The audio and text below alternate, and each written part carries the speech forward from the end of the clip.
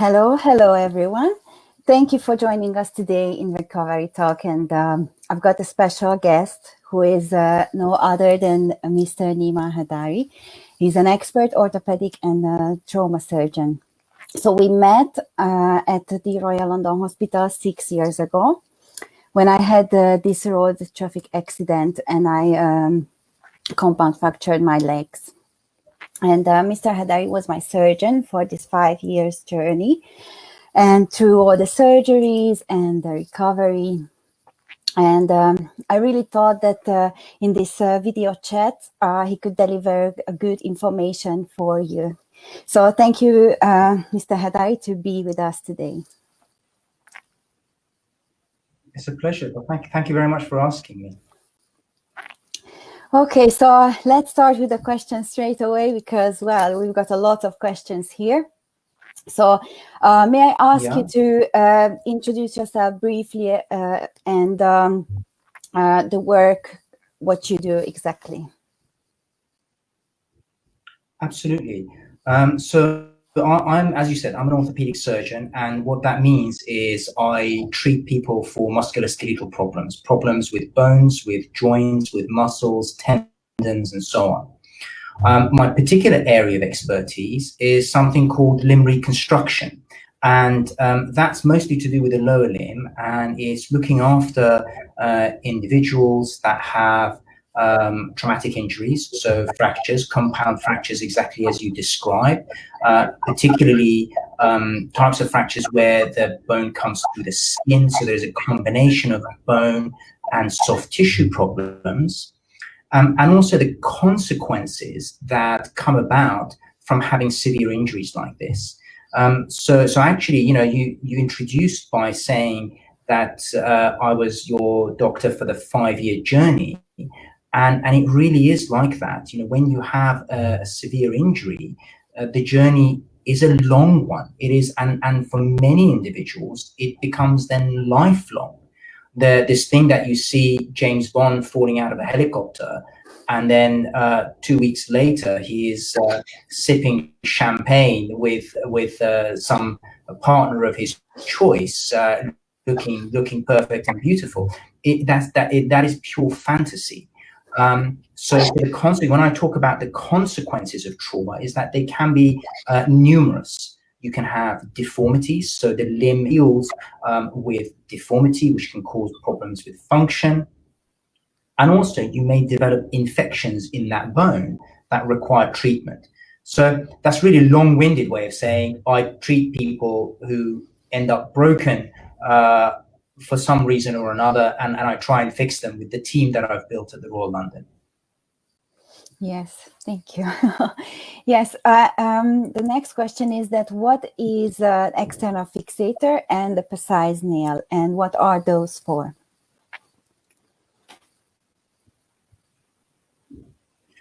So there are two different things. The external fixator is a little bit like a scaffolding that you put on the outside of the limb.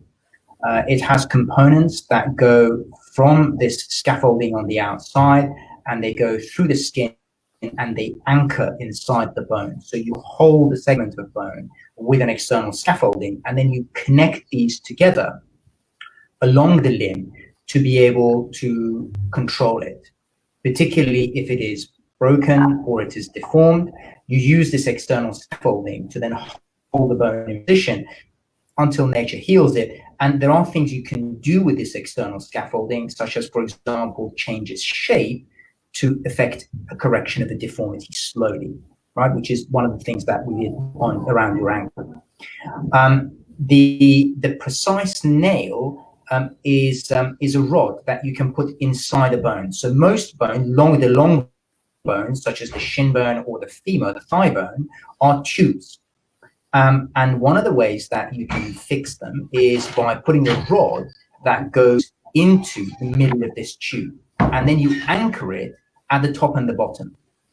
Now, the Precice nail is one of these rods that you can use. And the particular thing about the Precice nail is that it is what we call telescopic. So that once it is inside, you can control it to lengthen it and shorten it.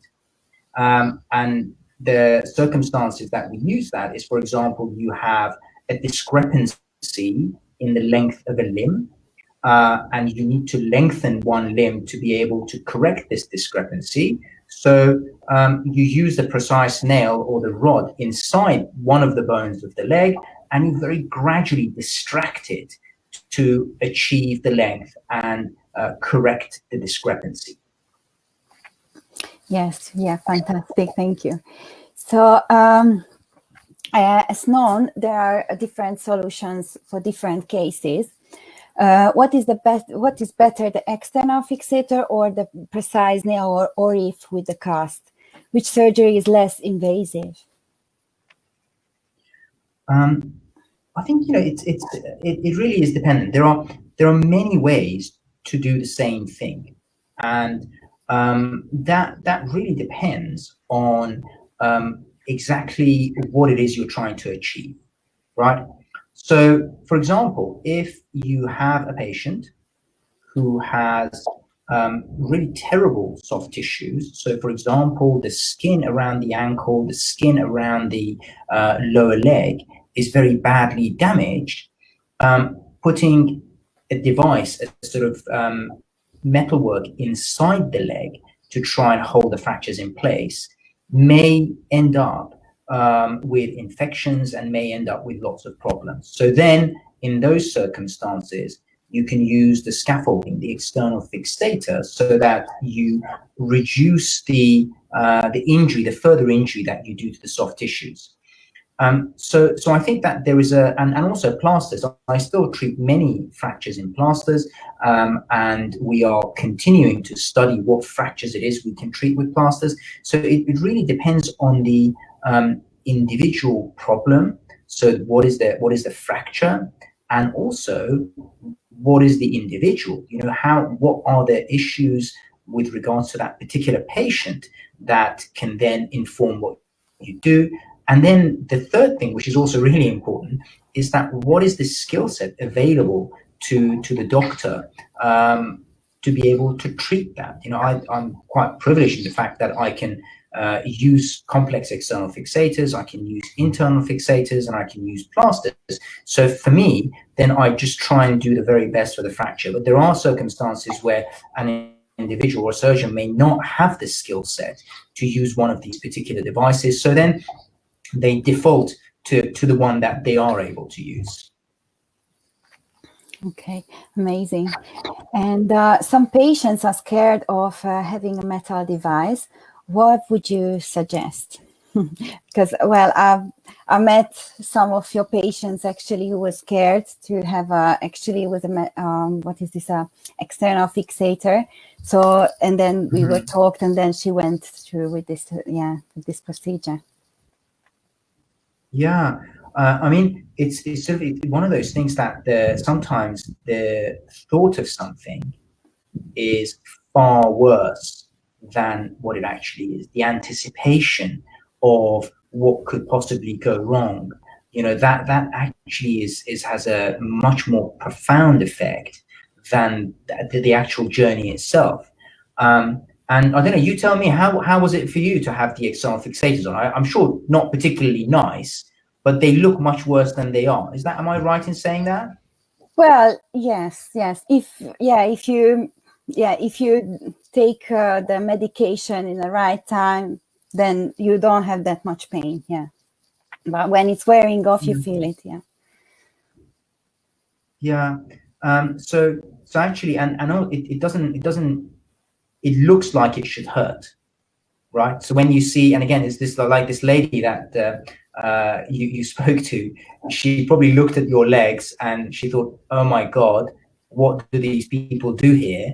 And the look of it is much more frightening than the reality of it. Yeah, that's true. That's true. Yeah. And look, you know, lots of people worry about having metalwork inside them.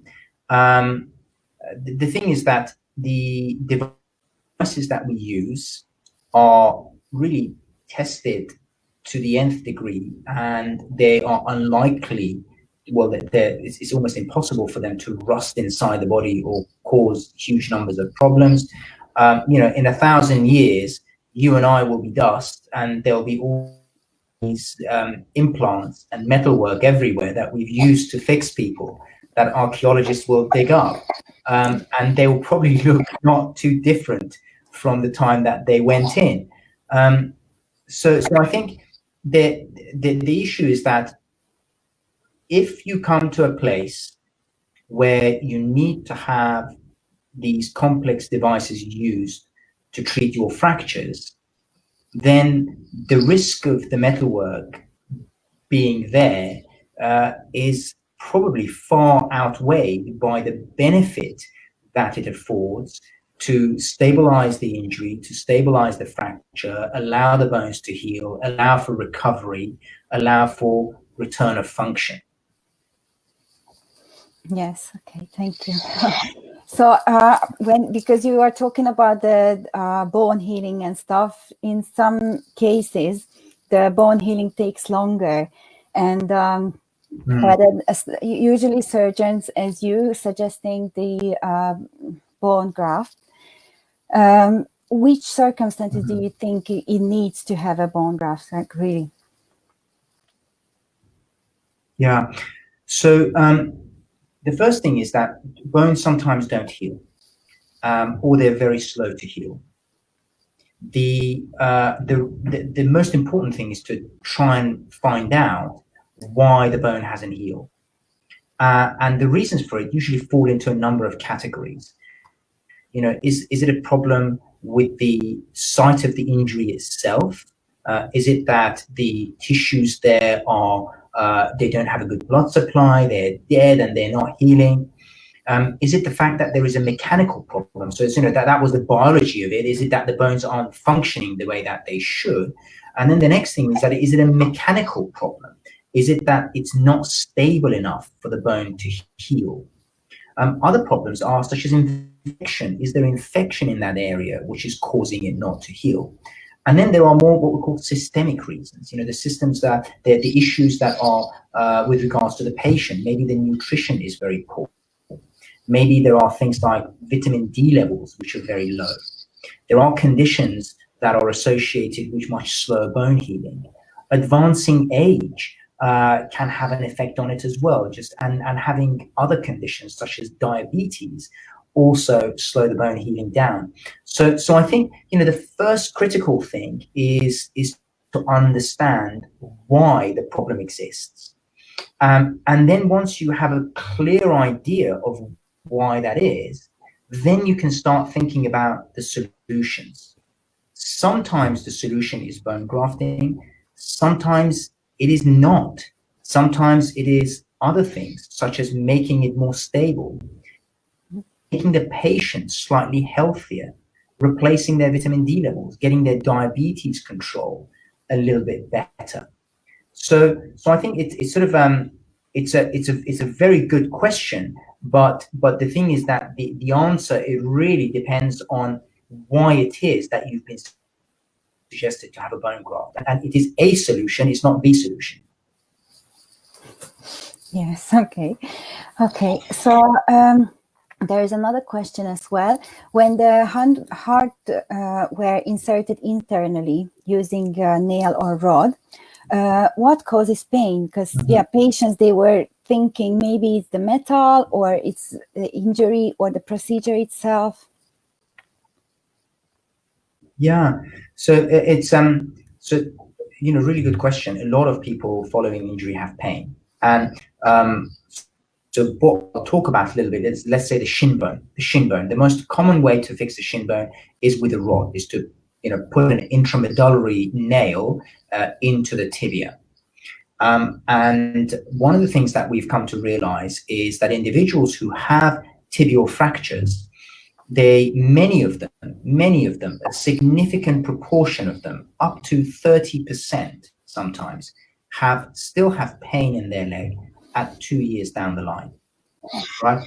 Now, this may be related to the rod, and in fact, putting the rod in gives 50% of individuals some pain over the front of their knee, okay? And of those who have some pain in the front of their knee, if you take the rod out, a proportion of them, up to about 40% of them, they have a reduction in the pain in the front of their knee. And we still don't know why people have the pain in the front of the knee, other than the fact that, look, that the rod does go in through the front of the knee, and maybe that the insult from that surgery is a reason for it. But equally, there are individuals who have pain that is difficult to define, difficult to diagnose, as in difficult to understand the source of, when they have lower limb fractures, and we don't know why. Sometimes they're helped by removing the metalwork, sometimes they're not. The circumstances where they can be helped by removing the metalwork is, again, investigating the patient, doing appropriate imaging, examining the patient to see whether the metalwork is catching something. You know, is it rubbing against some soft tissues? Are there some tendons that are being impinged? Is it reducing the range of movement of the joint and is causing the pain? So it's, again, you have to understand why the pain is there. The metalwork may well be a reason for it, and if it is, then removal can improve the pain, but that's not always the case. I see. Because, well, I was surprised by this question as well, because after the Precice nail, I didn't have much pain, like during or after, I never had pain. So I was, I was wondering why other patients, they have, this. Yes. So a couple of weeks after the surgery. So no, go ahead. No, you go ahead. No, I was going to say, with a Precice nail, because it's a very complex mechanical device. It's got lots of gears inside it. It's got a very powerful magnet inside it. We don't know the long-term consequences of having such a complex mechanical device inside people, right? And the general consensus is actually it is much better, once it's done its job, to remove the nail. And that's why, after a while, we remove the rod from your leg, right? Because we don't know if we leave it in there with all of these tiny little gears and mechanical devices, is this one of the things that can then cause, problems with it, for want of a better expression, rusty and corroding during that time. Okay, I see. When is the best to remove the nail from the tibia? I mean, when is the best time? So for the Precice is when the regeneration. Yeah. So for the Precice nail, it's usually between a year to 18 months down the line, or when the bone looks like it has healed very well and doesn't require the implant to stop it from breaking. For other nails, again, it's usually between a year to 18 months down the line, and you just got to make sure that the bone is solidly healed before removing the nail. Okay, thank you. Okay, so the next one is a couple of weeks after the surgery, fractured ankle plays down. So like they were resting the leg and then it plays down. Mm-hmm. And it changes the color to purple and feeling tingling and numb and pausing as well. What could cause this? One of the things that happens when you have an injury to the leg, the process of healing causes the blood flow to that limb to increase hugely. Okay, so because you need the blood to come, you need it to bring the nutrients, and you need it to clear away the debris from the healing process that's going on in that broken bone. So that is one of the reasons you get some change in the color, and that's one of the reasons why you get growth of hair on the leg. Because you've got a lot more blood supply, stimulates the follicles of hair, and you get really hairy legs. That's perfectly normal. The other thing is that as part of the injury, having swelling in a limb is also perfectly normal. It happens. It happens without fail in every case, and it can continue for several months, even after the injury has healed. Some people who have a broken ankle, the ankle actually never goes back to the size that it was before the injury. And again, that's quite normal.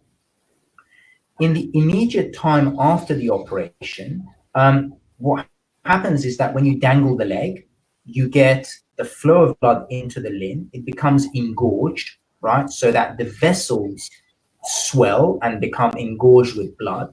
And the sensation that that brings can be really uncomfortable for some people, right? And when the skin stretches, it's a little bit like a really, really hot day when your hands swell and you can't bend your fingers and you can't grip things and so on, and the fingers feel funny. It's exactly the same thing. You know, that swelling can bring about those funny sensations. There are a small group of individuals, however, that can have a response to the injury which is out of character to the severity of the injury. And it could be because one of the things that happens along with the bones breaking, you get injury to the soft tissues that surround those bones. Soft tissues around the bones include the nerves. And when the nerves are injured, and they recover, they send all sorts of funny signals to the brain as they're recovering. Now, these funny signals can be and are usually interpreted by the brain as pain, because you don't know what these things are. You think about it, you think, oh my God, my leg has been fixed and I'm getting all these pains. Why am I getting these pains? Must be something horrendous.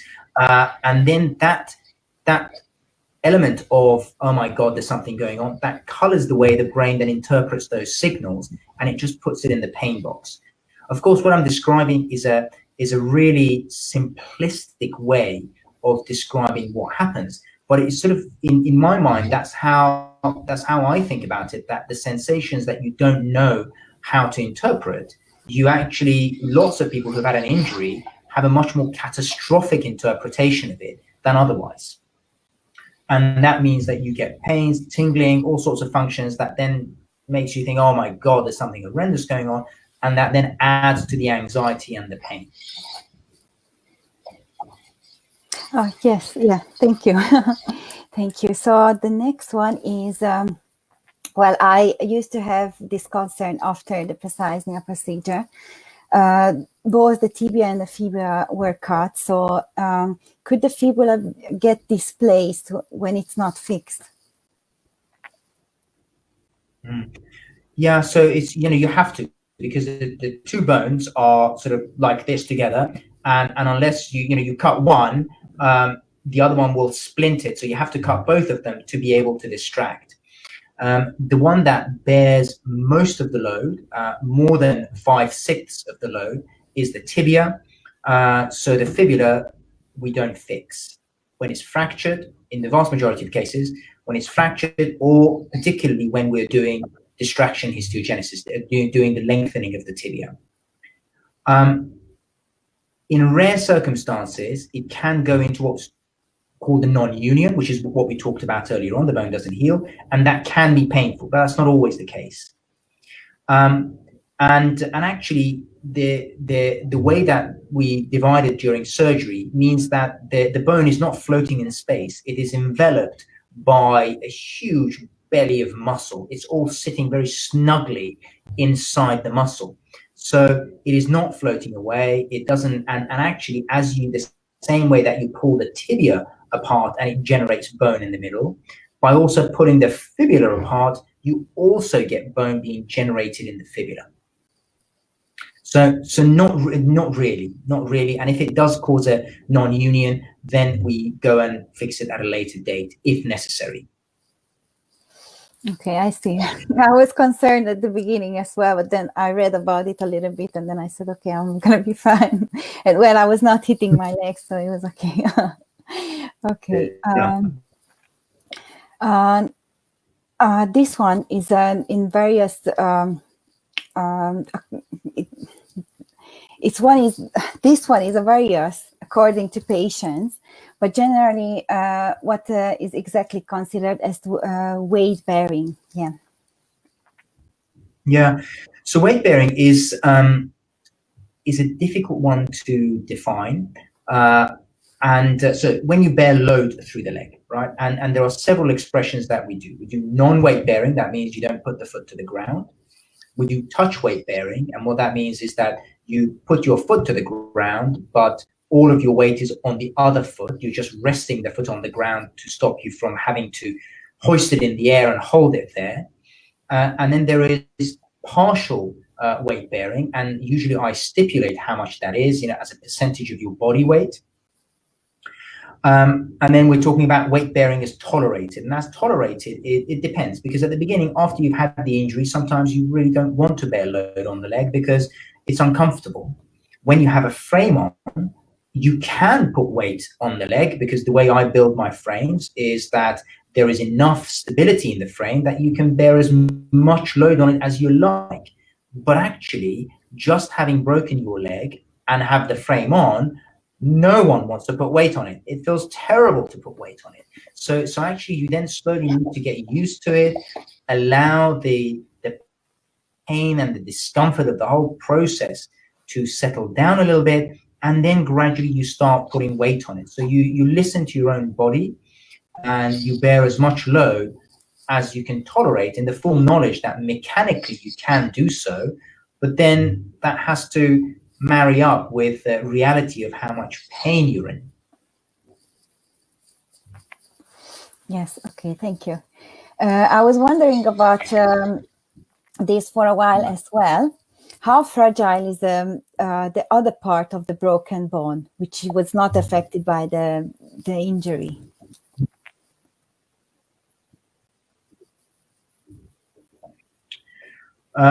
So how do you mean how fragile is the bone? Is it after it's healed or when it is healing? Well, I would say after it's healed, because there is like a myth that the other part of the same bone would break easier, after the injury and it's healed. So no, okay, I understand what you mean. So the thing is that the bone, once the bone has healed, has completely healed, it has the same strength as it did before it broke.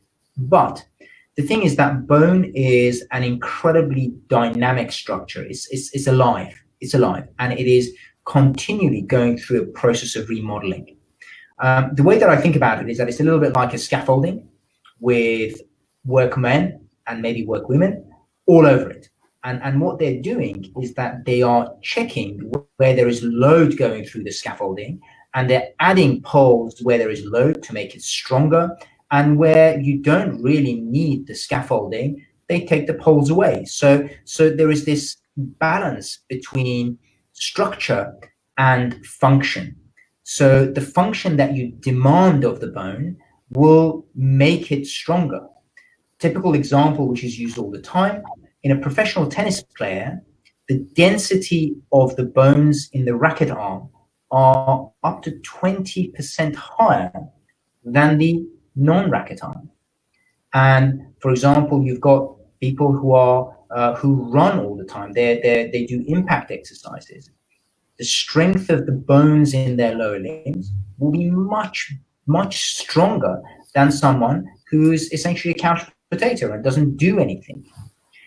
People have done studies as well, with especially with individuals going into space, because when you go into space, you remove gravity, so you're not bearing load at all on your bones. And what happens in zero gravity is that people lose a lot of the strength in their bones. It gets leached out of the mineral and becomes much weaker, as do the muscles in that lower leg.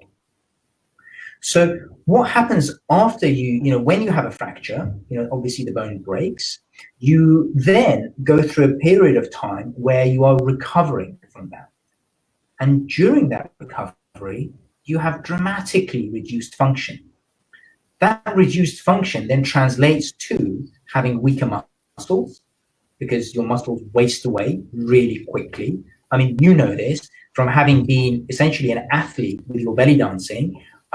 you then lose an enormous amount of strength as soon as you have both of your lower limbs broken. And then once the initial healing, as in once the structure of the bone is such that it doesn't require the fixation and you can start bearing load on it, then you start bearing load, and that's when the body realizes that it needs to start strengthening up the bones to the level that they were before the injury.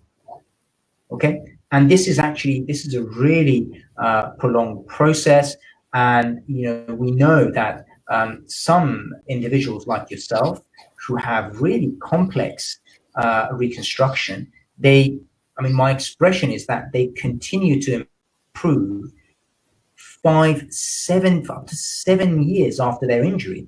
And maybe this is something you can tell me. Do you feel that you are still continuing to become stronger and gain strength as time passes from the injury?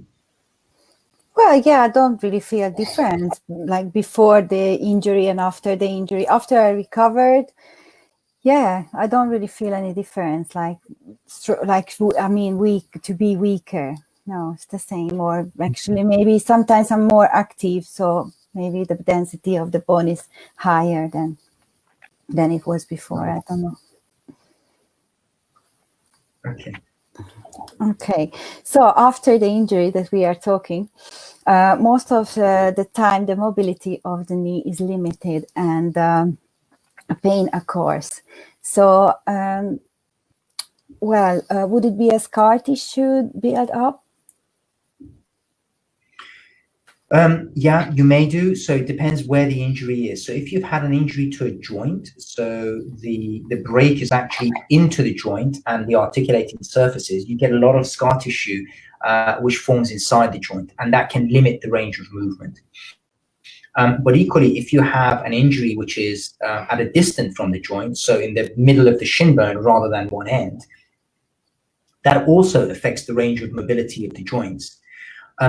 Even a normal joint, if you put it in a splint and stop it from moving without any injury, and you keep it in a splint for 6 or 7 weeks, you will lose a huge range of movement from that joint, because it's just the sac around the joint, the capsule, it stops being stretched, and it becomes not necessarily scarred down, but it becomes stiff. And that stiffness means that you lose range of movement. So the reason you lose a range of movement from an injury is a combination of things. It's both from the injury and from the splinting that's required, and actually sometimes because of the pain, which it just stops you wanting to move that joint. So all of these things combined means that the joint moves less, and for that reason, it does become stiff.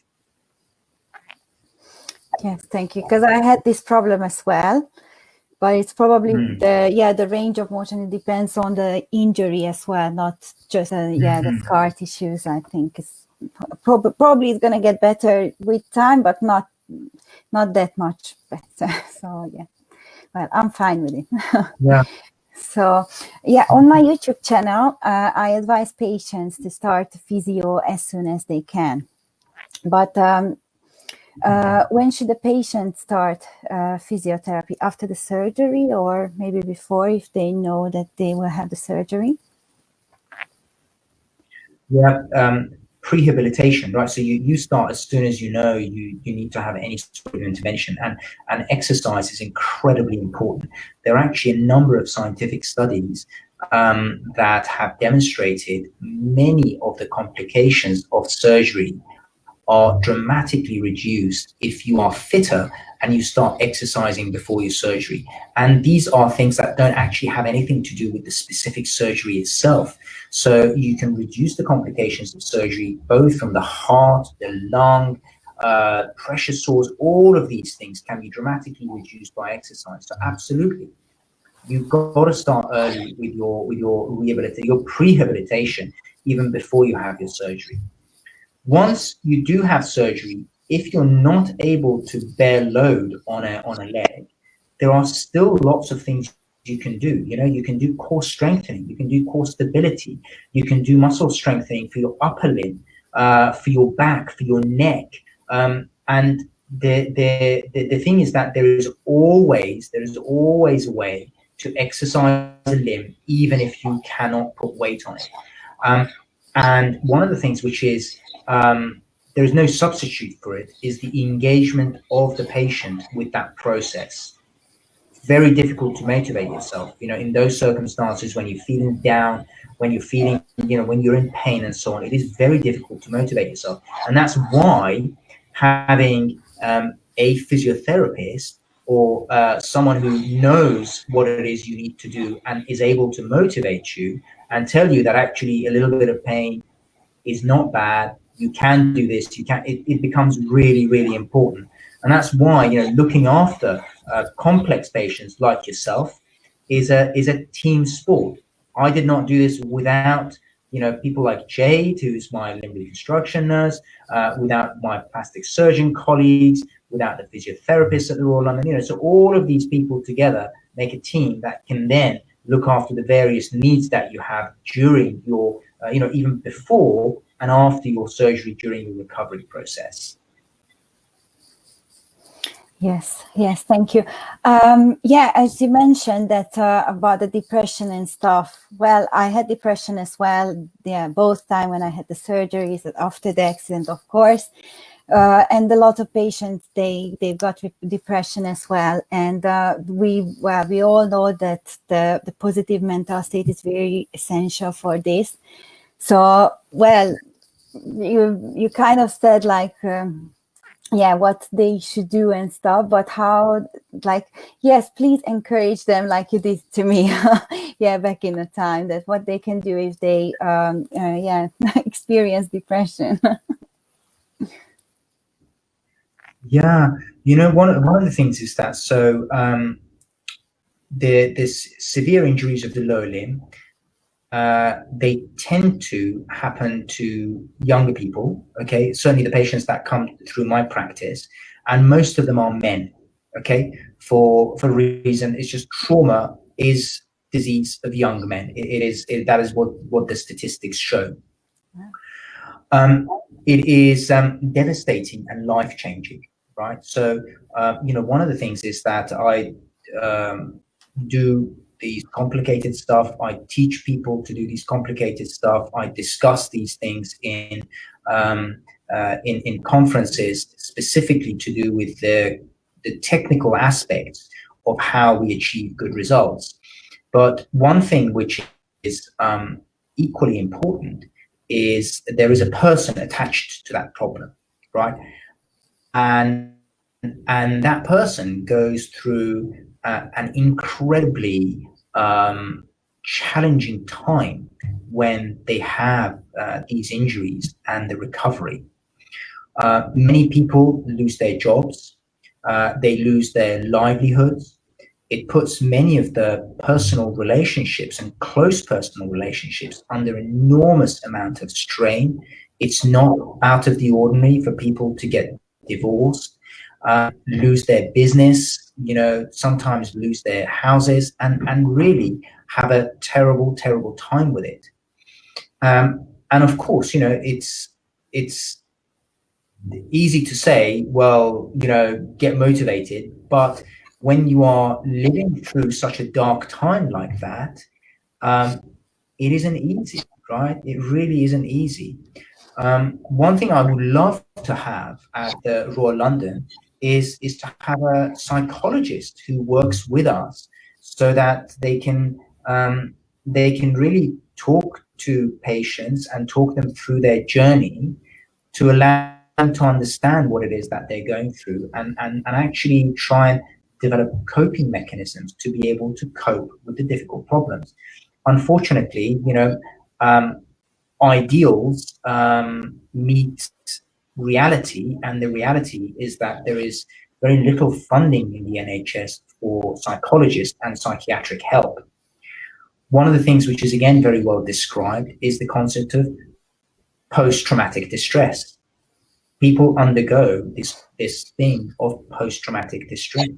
So you say depression, but actually that undersells the thing is that you wouldn't have had that depression if you hadn't had the trauma, the incredibly nasty event that has happened to you. So actually the traumatic event triggers incredibly, far-reaching life changes.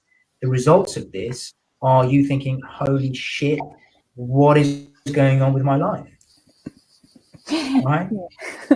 And again, it's funny, the longer I do this, the more I realize actually the technical aspects are not challenges me at all. Is the technical side of it is not an issue. Actually, what is an issue is trying to accompany the patient through what is quite a tortuous journey. And that journey is a really difficult one. It's impossible. It's impossibly difficult. For some people it is. It's incredibly overwhelming.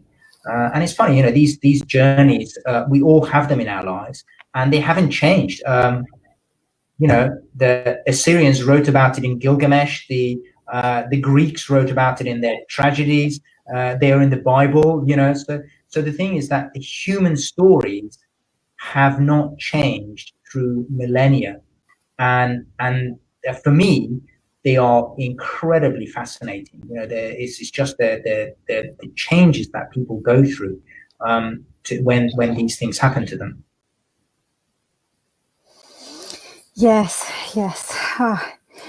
Okay, so I've got probably no more questions, but I found on the internet some some comments and stuff. So and then I've got some comments in this chat as well. So yes, I will show it to you. Let me have a look. Just bear with me, please. So yeah, let me show this to you. MBBS on stem celling for cartilage loss in the ankle.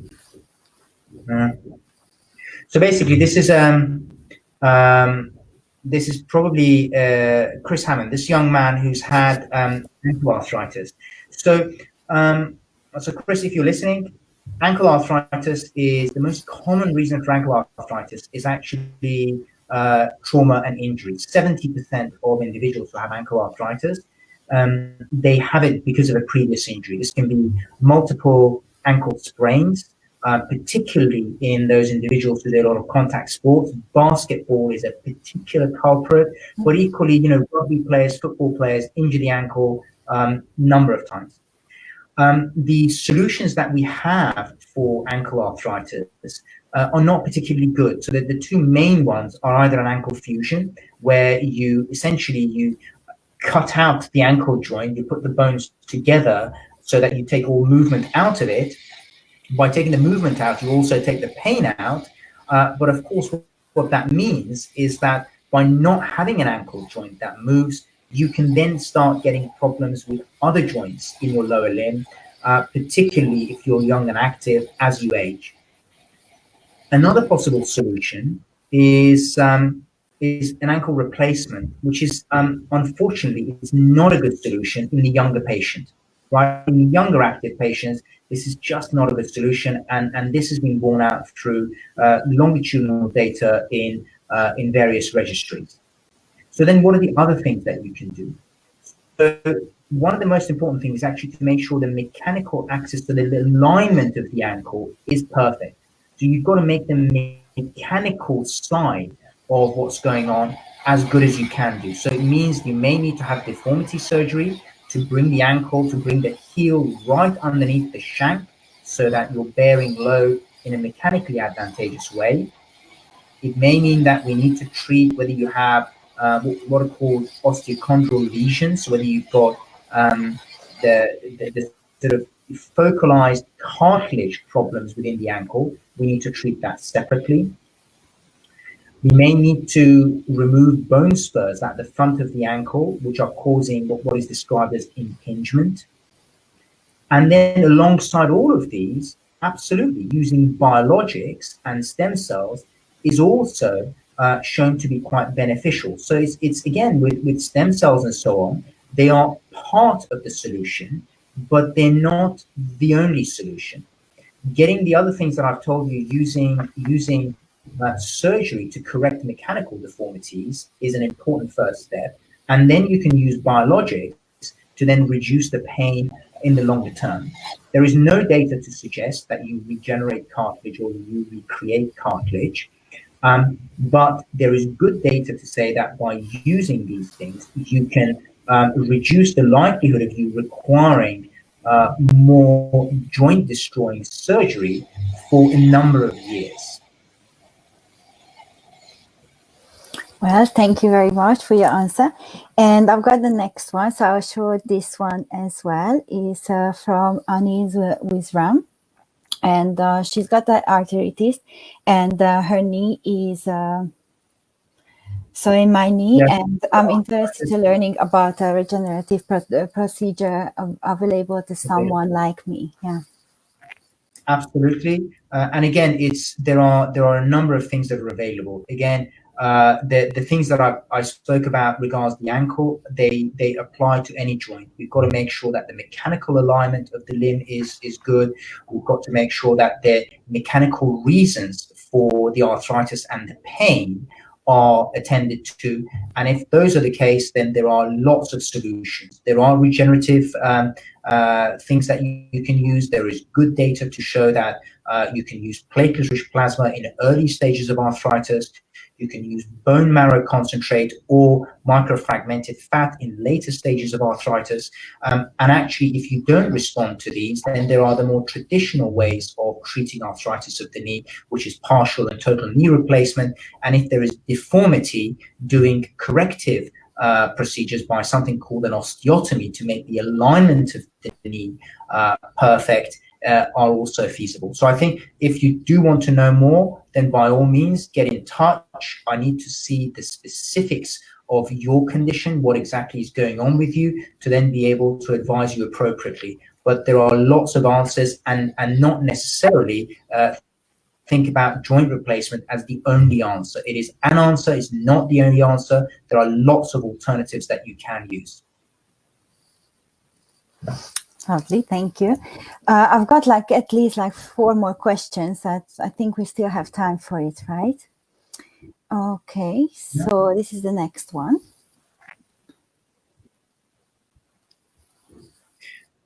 Yeah, so this is midfoot arthritis. Midfoot arthritis is arthritis in the foot is a really debilitating condition. One of the things is that both injuries to the foot and also arthritis in the foot have a disproportionately profound effect on the quality of life. The reason being that, if you have arthritis in your foot and it's painful, even if you get up in the middle of the night to go for a wee, you still have to bear load on the foot. You get pain in the foot. It wakes you up. It reminds you of the terrible pain and so on. So it does really have a huge effect.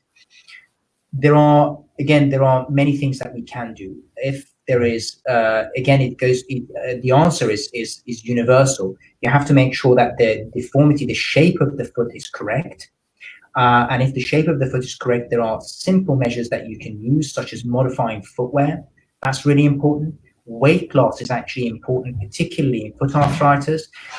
Disproportionately, foot arthritis causes, increased weight causes more symptoms in patients who have foot and ankle arthritis, because the joints are very small, the tolerances are very narrow, so an increased weight causes more pain. And then once you get to that stage, then there are techniques. We use a number of different biologics, both from various tissues in the body, both from fat and from bone marrow, as well as from blood. And we have good results with treating arthritis in these areas. The treatment is not a cure. So it doesn't mean that if I inject you with some substance or another, the pain absolutely disappears. It doesn't.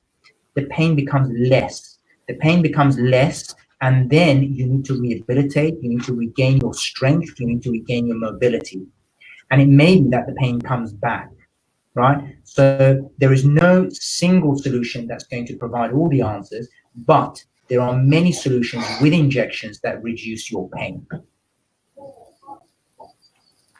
Well, thank you. Okay, I've got the next one as well. Let's see.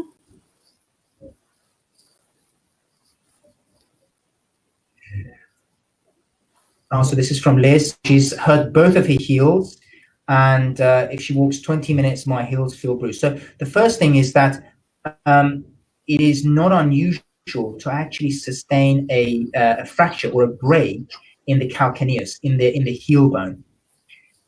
So I would say that you need to have an assessment.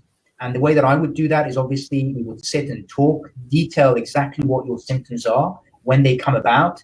The next thing is to do some x-rays and maybe an MRI scan to look at the anatomy to see if there is any abnormalities that are visible there. And then we need to, depending on what those show, then we need to talk about what is going on. Is it that your heel cords are too tight? Is it that you've got inflammation in either the plantar aponeurosis, like plantar fasciitis, or whether you've got tendinopathy in your Achilles tendon? Is it that you have had an injury to the subtalar joint and you're developing arthritis in your subtalar joints? So the thing is that it goes back to some of the stuff that we were talking about earlier on, is that you have to understand the exact reason for the pain, and then that can lead us to discussing the possible solutions for it. Yes, amazing.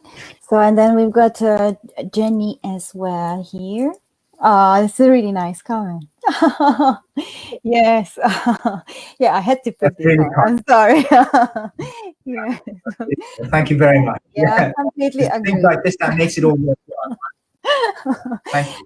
All right. And then,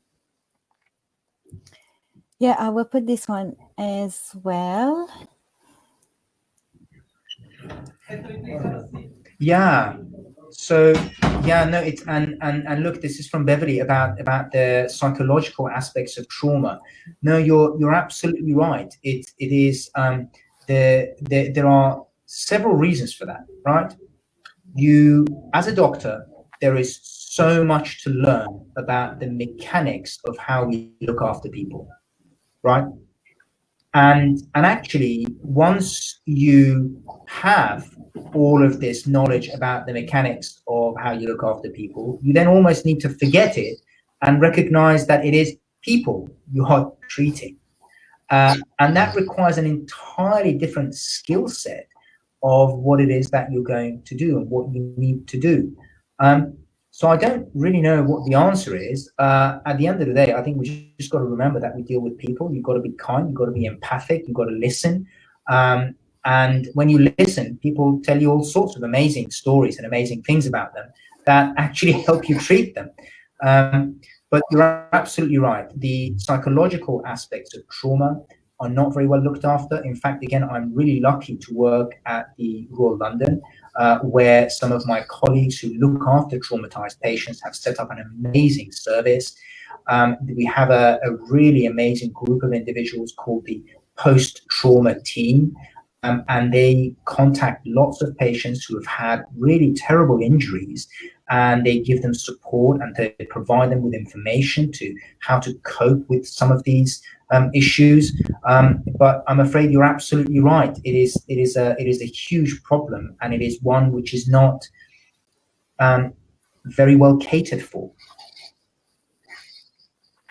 Yes. Yeah, that's true. I agree as well. So, and there is, yeah, I found this gentleman, he was actually put this to put it to the comment in this link in this live post.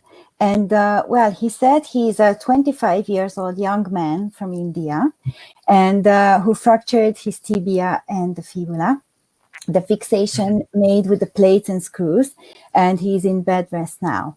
And he also played hockey before the injury. And how much is the estimated time to recover? Yeah.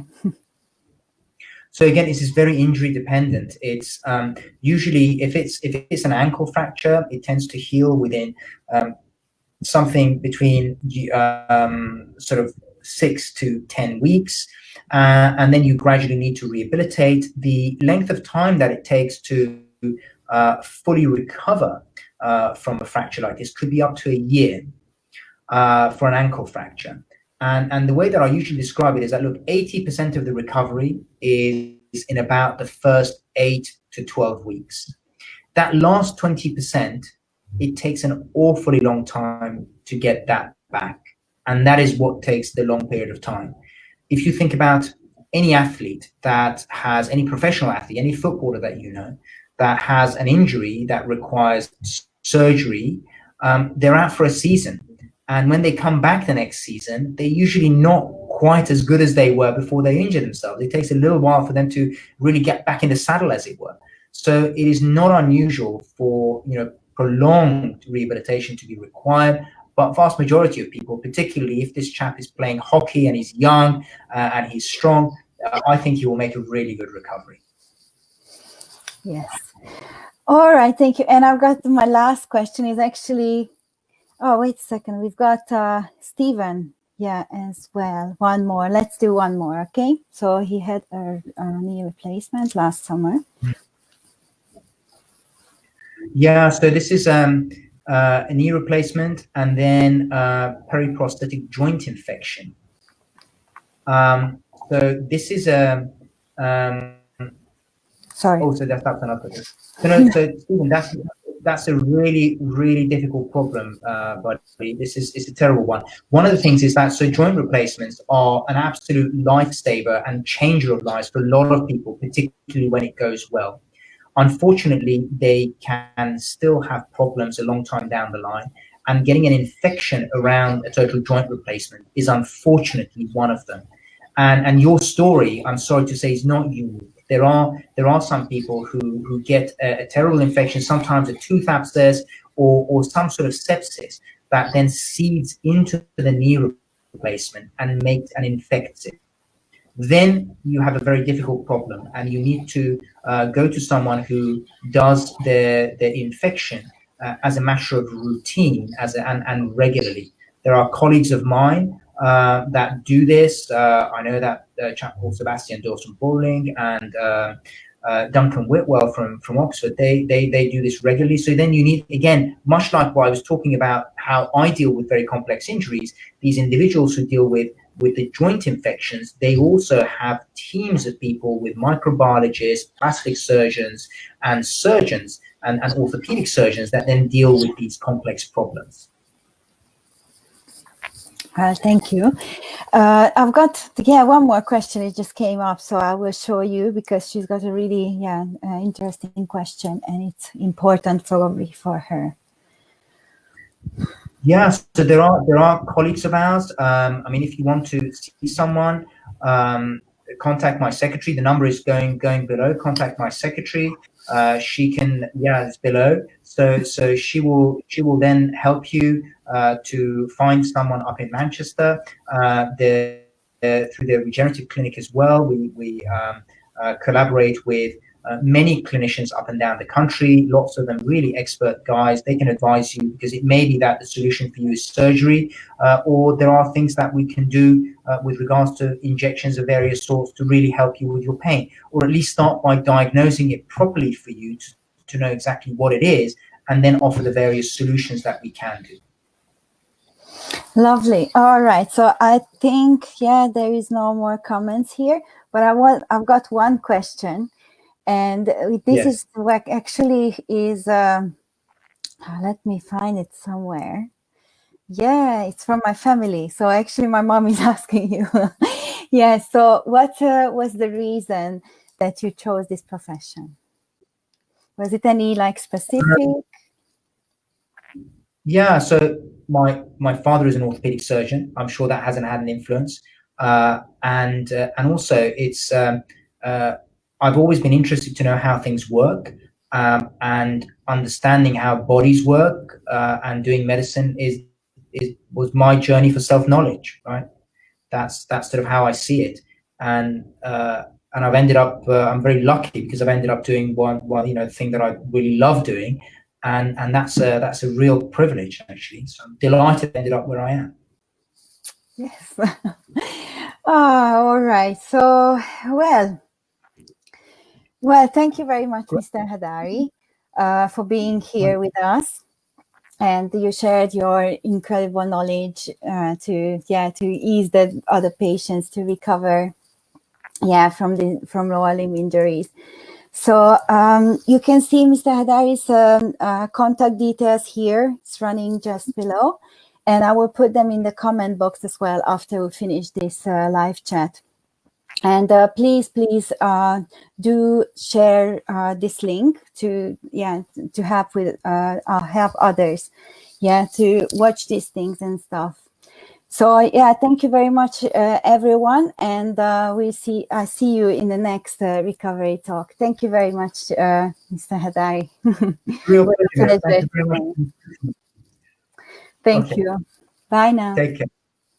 Bye.